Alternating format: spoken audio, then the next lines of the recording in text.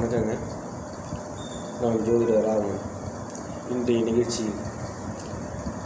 இன்றைய ஜோதிட நிகழ்ச்சியில் வெளிநாடு சென்று சம்பாதிக்கும் யோகம் யாருக்கு அமையும், அதை பற்றி நம்ம ஜோதிட ரீதியாக விளக்கமாக பார்க்கலாம்.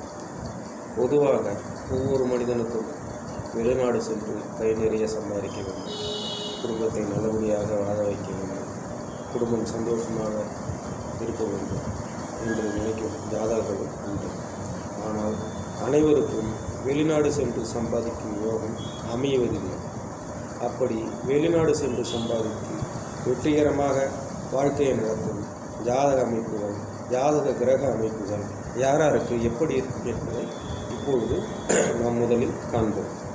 அதாவது ஒருவருடைய ஜாதகத்தில் வெளிநாடு சென்று சம்பாதிக்கின்ற யோகம் இருக்குது எப்படின்னு தெரிஞ்சுக்கலாம் அப்படின்னு நான் முதல்ல பார்க்கும்போது, லக்னாதிபதி எந்த லக்கணமாக இருந்தாலும் சரி, லக்னாதிபதி என்று சொல்லக்கூடிய கிரகம், அதாவது சரராசிகள் என்று சொல்லக்கூடிய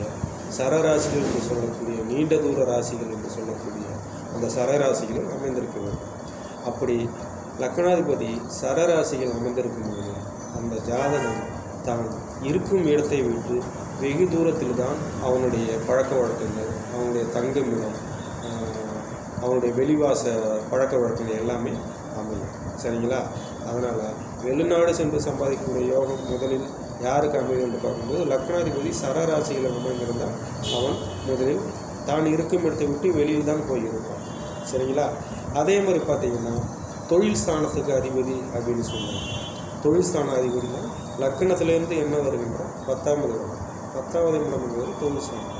இந்த தொழில் ஸ்தானத்துக்கு அதிபதி சரராசியில் இருந்தாலும் அவன் செய்யக்கூடிய தொழில் தான் இருக்கும் இடத்தை விட்டு வெகு தூரத்தில் தான் அவனுக்கு தொழில் வாய்ப்புகள் எல்லாமே அமையும்.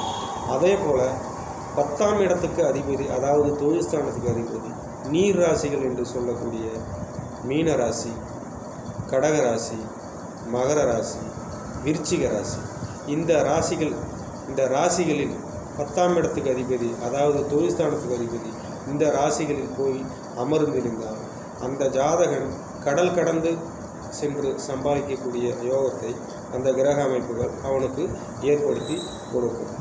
அதேபோல் ஜாதகத்தில் தொழில் ஸ்தானம் சிறப்பாக இருக்க வேண்டும், அவன் செய்யக்கூடிய தொழில் நல்ல லாபம் கிடைக்க வேண்டும் என்ற அமைப்பு எப்படி இருக்கும் என்று பார்க்கும்போது, தொழில் ஸ்தானத்துக்கு அதிபதியையும் இல்லை லக்கணத்துக்கு 10வது இடத்து அதிபதியையும் குரு பார்த்தால் அவனுக்கு தொழில் ஸ்தானம் மிகவும் சிறப்பாக இருக்கும்.